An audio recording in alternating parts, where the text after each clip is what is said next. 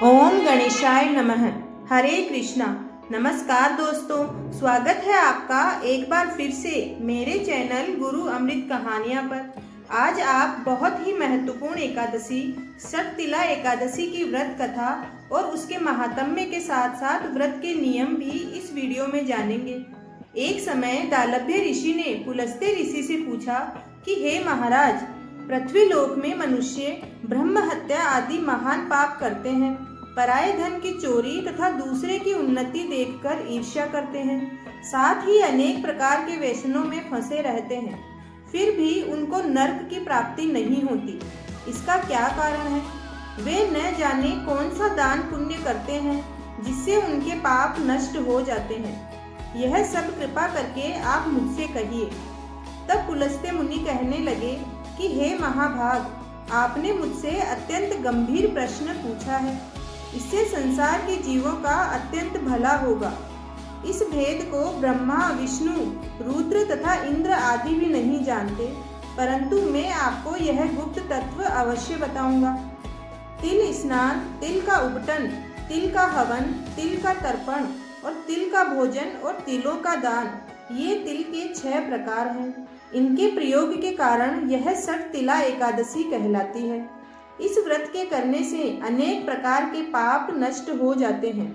इतना कहकर पुलस्त्य ऋषि कहने लगे कि अब मैं तुमसे इस एकादशी की कथा कहता हूँ। एक समय नारद जी ने भगवान श्री विष्णु से यही प्रश्न किया था और भगवान ने जो शक्तिला एकादशी का महात्म्य नारद जी से कहा, सो मैं तुमसे कहता हूँ। भगवान ने नारद जी से कहा कि हे नारद, मैं तुमसे सत्य घटना कहता हूँ, ध्यान पूर्वक सुनो। प्राचीन काल में मृत्यु लोक में एक ब्राह्मणी रहती थी। वह सदैव व्रत किया करती थी। एक समय वह 1 मास तक व्रत करती रही। इससे उसका शरीर अत्यंत दुर्बल हो गया।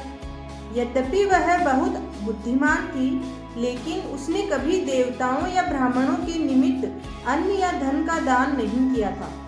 इससे मैंने सोचा कि ब्राह्मणी ने व्रत आदि से अपना शरीर शुद्ध कर लिया है, अब इसे विष्णु लोक तो मिल ही जाएगा, परंतु इसने कभी अन्न का दान नहीं किया, इससे इसकी तृप्ति होना कठिन है। भगवान ने आगे कहा, ऐसा सोचकर मैं भिखारी के वेश में मृत्यु लोक में उस ब्राह्मणी के पास गया और उससे भिक्षा मांगी। वह ब्राह्मणी बोली, महाराज, आज आप इस ब्राह्मणी के द्वार पर कैसे आए हो? मैंने कहा, मुझे भिक्षा चाहिए। इस पर उसने एक मिट्टी का ढेला मेरे भिक्षा पात्र में डाल दिया। मैं उसे लेकर स्वर्ग में लौट आया। कुछ समय बाद ब्राह्मणी भी पृथ्वी लोक पर अपना सुख भोग कर अपना शरीर त्याग कर स्वर्ग में आ गई।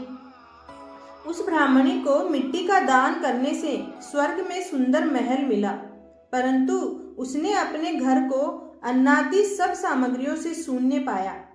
घबरा कर वह मेरे पास आई और कहने लगी, हे भगवान, मैंने अनेक व्रत आदि से आपकी पूजा की, परंतु फिर भी मेरा घर अन्न आदि सब वस्तुओं से शून्य है, खाली है। इसका क्या कारण है? इस पर मैंने कहा, पहले तुम अपने घर जाओ, देव स्त्रियां आएगी तुम्हें देखने के लिए। पहले उनसे शक्तिला एकादशी का पुण्य और विधि सुन लो, तब द्वार खोलना।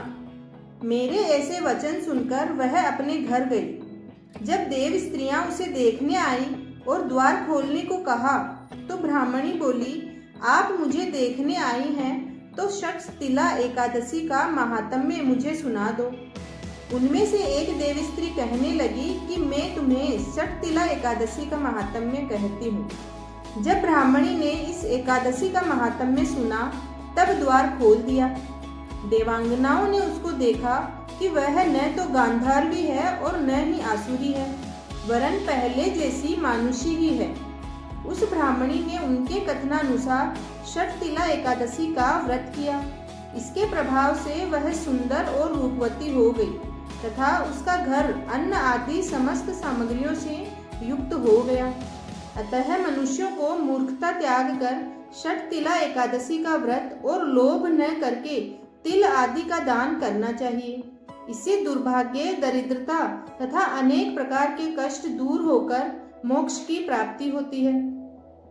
उन्होंने कहा, माघ मास लगते ही मनुष्य को स्नान आदि करके शुद्ध रहना चाहिए। इंद्रियों को वश में कर काम, क्रोध, लोभ, मोह, अहंकार, ईर्ष्या आदि को त्याग कर भगवान का स्मरण करना चाहिए। पुष्य नक्षत्र में गोबर, कपास, तिल मिलाकर उनके कंडे बनाना चाहिए और उन कंडों से 108 बार हवन करना चाहिए। इस दिन मूल नक्षत्र हो और एकादशी तिथि हो तो अच्छे पुण्य देने वाले नियमों को ग्रहण करें। स्नान आदि नित्य क्रिया से निवृत्त होकर सब देवताओं के देव श्री भगवान का पूजन करें और एकादशी व्रत धारण करें। रात्रि को जागरण करना चाहिए। इसके दूसरे दिन धूप, दीप, नैवेद्य आदि से भगवान का पूजन करके खिचड़ी का भोग लगाएं। तत्पश्चात पेठा, नारियल, सीताफल या सुपारी का अर्घ्य देकर स्तुति करनी चाहिए। हे भगवान, आप दीनों को शरण देने वाले हैं, इस संसार सागर में फंसे हुए का उद्धार करने वाले हैं। हे पुंडरीकाक्ष, हे विश्वभावन, हे सुब्रमण्यम, हे पूर्वज, हे जगतपते, आप लक्ष्मी जी सहित इस तुच्छ अर्घ्य को ग्रहण करें। इसके पश्चात जल से भरा हुआ घड़ा ब्राह्मण को दान करें तथा ब्राह्मण को तिल पात्र देना भी उत्तम है। तिल स्नान और भोजन दोनों ही श्रेष्ठ हैं। इस प्रकार जो मनुष्य जितने तिलों का दान करता है उतने ही 1000 वर्ष स्वर्ग में वास करता है। श्रोताओं, कैसी लगी आपको षटतिला एकादशी की यह व्रत कथा? अपने कमेंट हमें जरूर दें और चैनल को जरूर सब्सक्राइब करें।